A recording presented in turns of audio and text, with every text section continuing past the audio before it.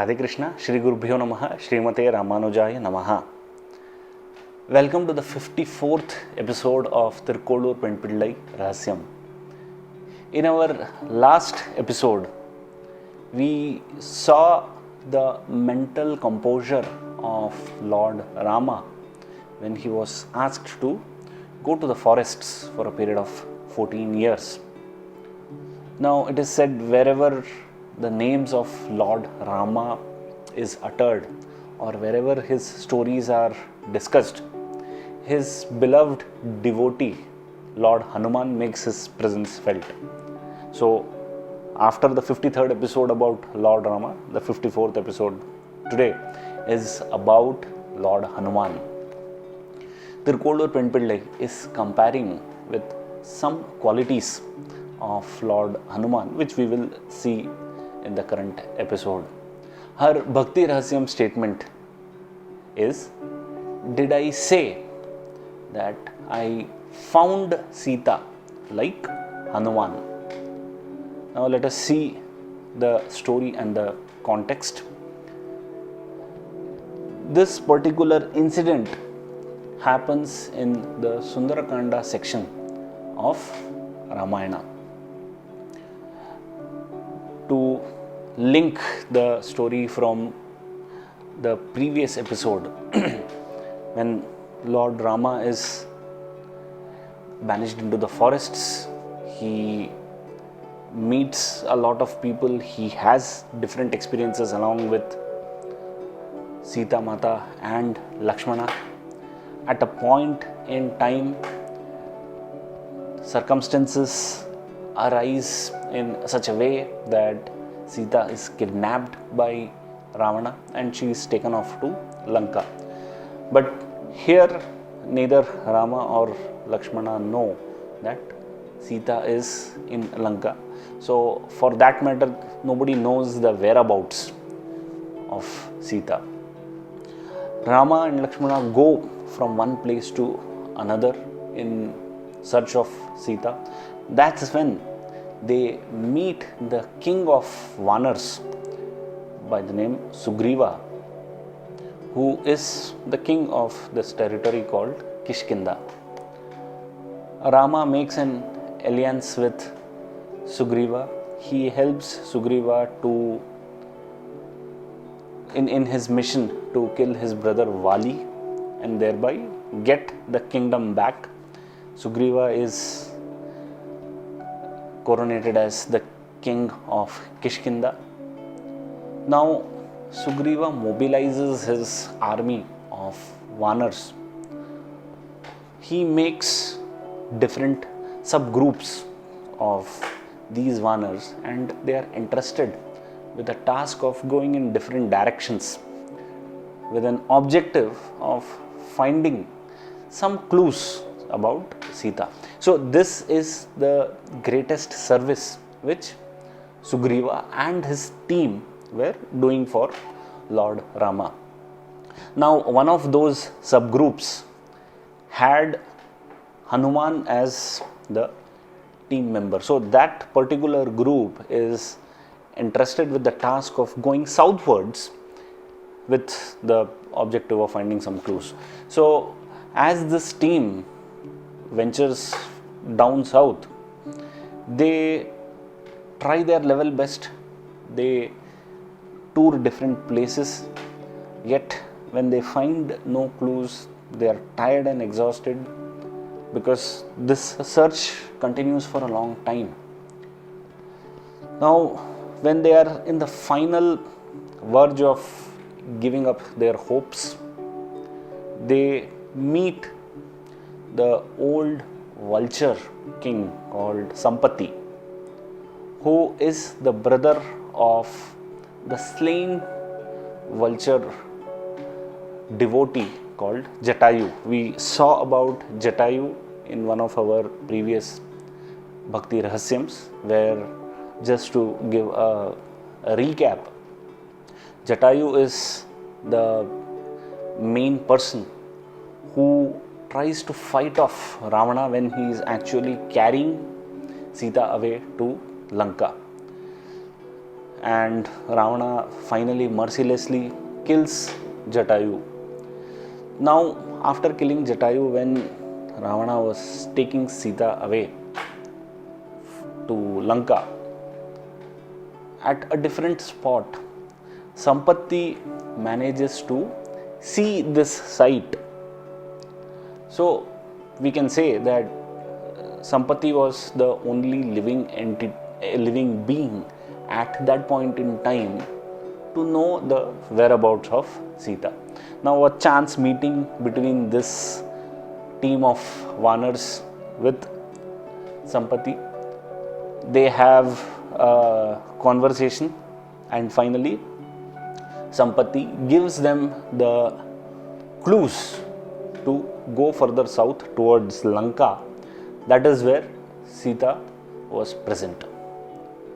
Now, this was a very valuable piece of information which the Vanarsena got. Then they make the grand plans of who would reach Lanka. Now, that's a great lesson on team planning. As we say, the right person for the right job.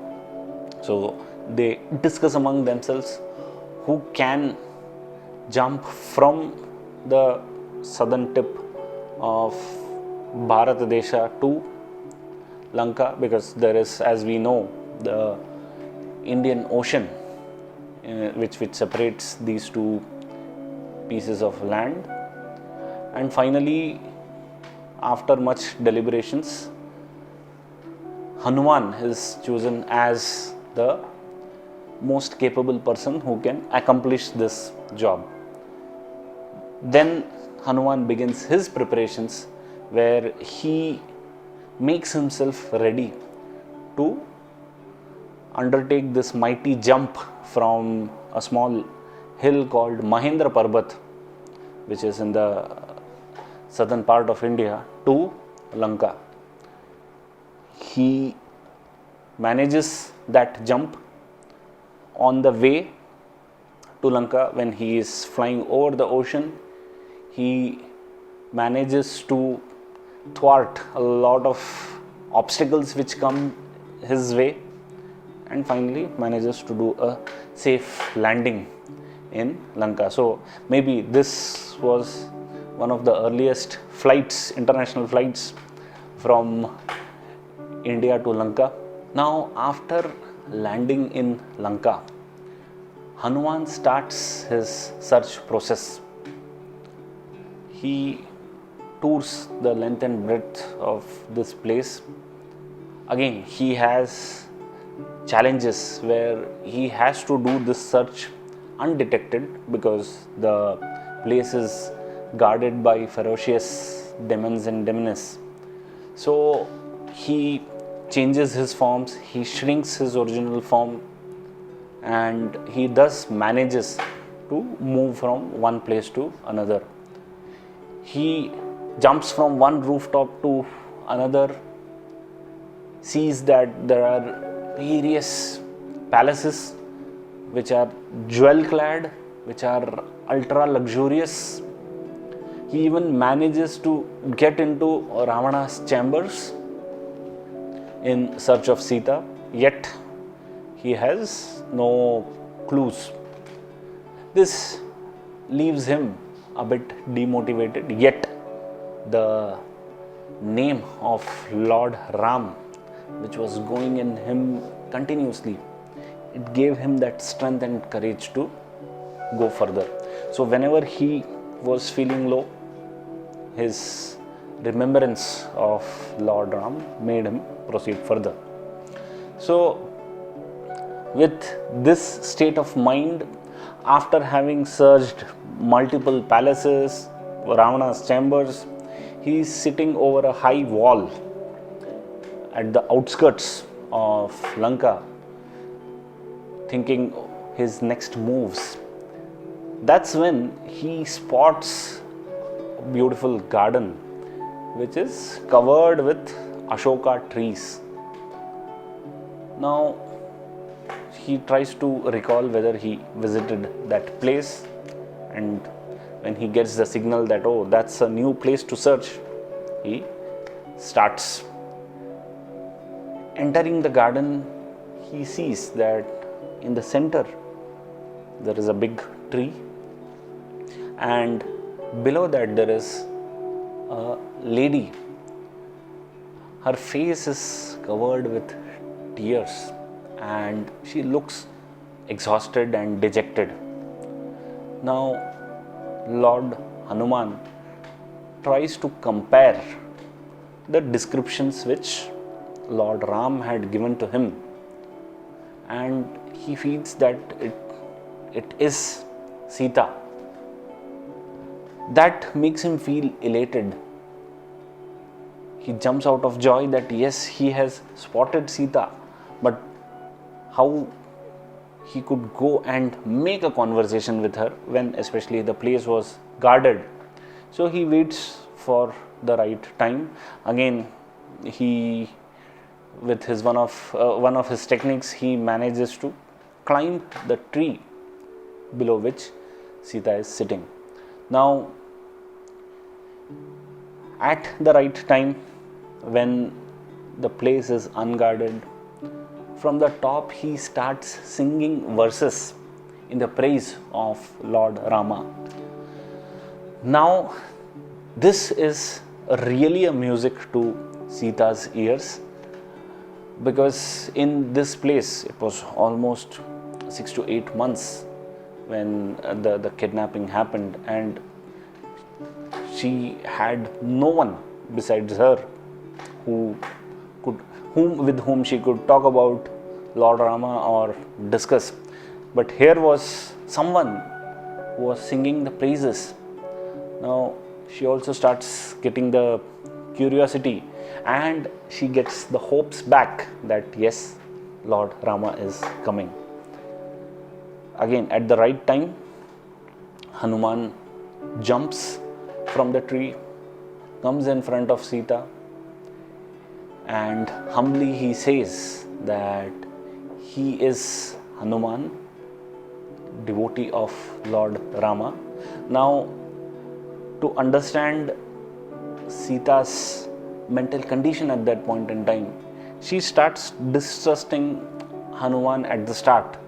Maybe he is a demon in disguise, maybe one of Ravana's chosen attendants who is trying to trick her again, because she has lived in these experiences in the near past.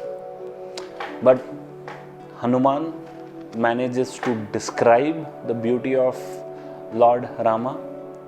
He narrates 1 or 2 instances of Lord Ram and Sita, which were only known to Ram and Sita. Of course, these incidents were narrated by Lord Rama to Hanuman to build that confidence and really convince Sita that he is Rama's messenger. And finally, he gives Sita Rama's finger ring, which has the words Ram inscribed on it. Now, these evidences are enough for Sita to get convinced that yes, her Lord is coming, and this is truly the messenger sent by Lord Ram. So in return, she takes an ornament from the top of her head and hands it over to Hanuman. They discuss for a while, where Hanuman gives her the confidence that yes, the Lord is preparing for this, and the time will come soon when she will be taken out of this place, rescued out of this place. So with that jewel in hand, he bows reverentially to Sita and then makes his move back to Mahendra Parbat, from where he had taken this jump. Now, before reaching Bharat, he does a lot of mischiefs and pranks with which he manages to burn the city of Lanka.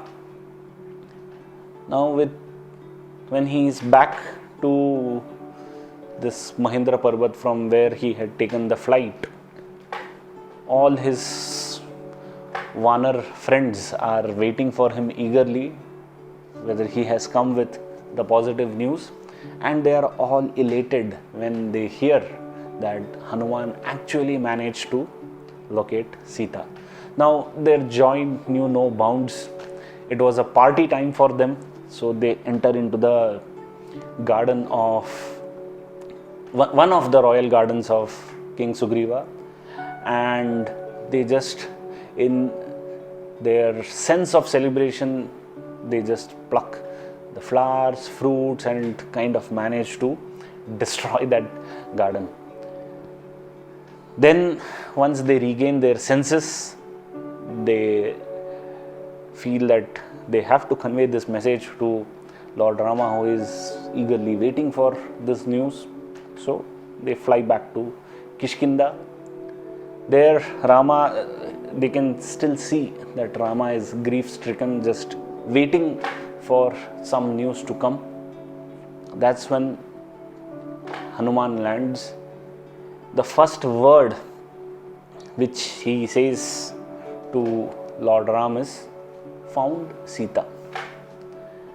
And then he starts to describe the entire episode of whatever happened right from the time they left in the process of searching Sita. And he also gives the ornament which Sita had given to be presented to Rama.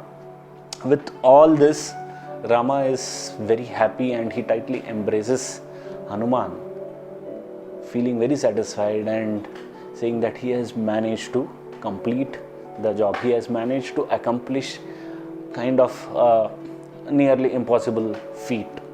So this is the incident which Thirukkolur Penpillai captures in her Bhakti Rahasyam. She says, did I display all these qualities of Hanuman, of being service oriented, being devoted to Lord Rama, being so humble, displaying the positive qualities when he was encountering all these negative circumstances? And he had the presence of mind when he landed before Rama. He did not start with the word Sita, because had he done so, there would have been various thoughts running across Rama's mind. Now think, in this situation, Rama is expecting a news. So if Hanuman starts with Sita, so what would be his immediate mental framework? Whether Sita is no longer alive or Sita is... So the imagination possibilities could have been endless. So sensing that, Hanuman's presence of mind to say found. So when he said found, that means it gave a comfort to Lord Rama that okay, Sita is alive at least. So that gave him the comfort, and then he prepared himself for listening to the rest of the story. Now, isn't it very common in our lives as well, when we are expecting an exam result?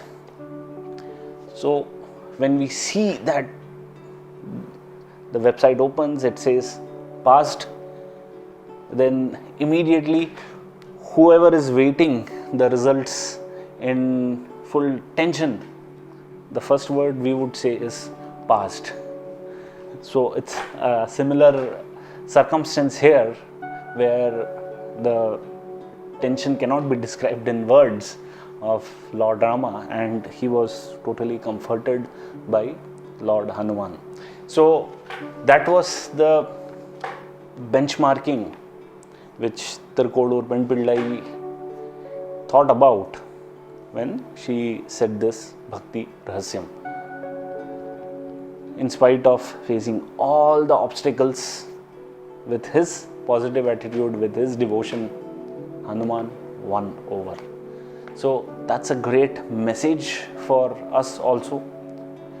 Whenever we are feeling down, whenever we feel that life's circumstances are pulling us or they are running haywire, when we feel that we are losing control over the situation, think about this incident. Think about this, the bravery of Lord Hanuman, who was in such a similar situation, and with the remembrance of the Lord's names, Lord Rama, in his heart continuously, he could have that presence of mind. He had that calmness and composure which helped him to win over. So that was our Bhakti Rahasyam and the message from today's episode. Stay blessed, stay devoted, and stay tuned for our next Bhakti Rahasyam. Radhe Krishna, Shri Gurubhyo Namaha, Srimate Ramanujaya Namaha.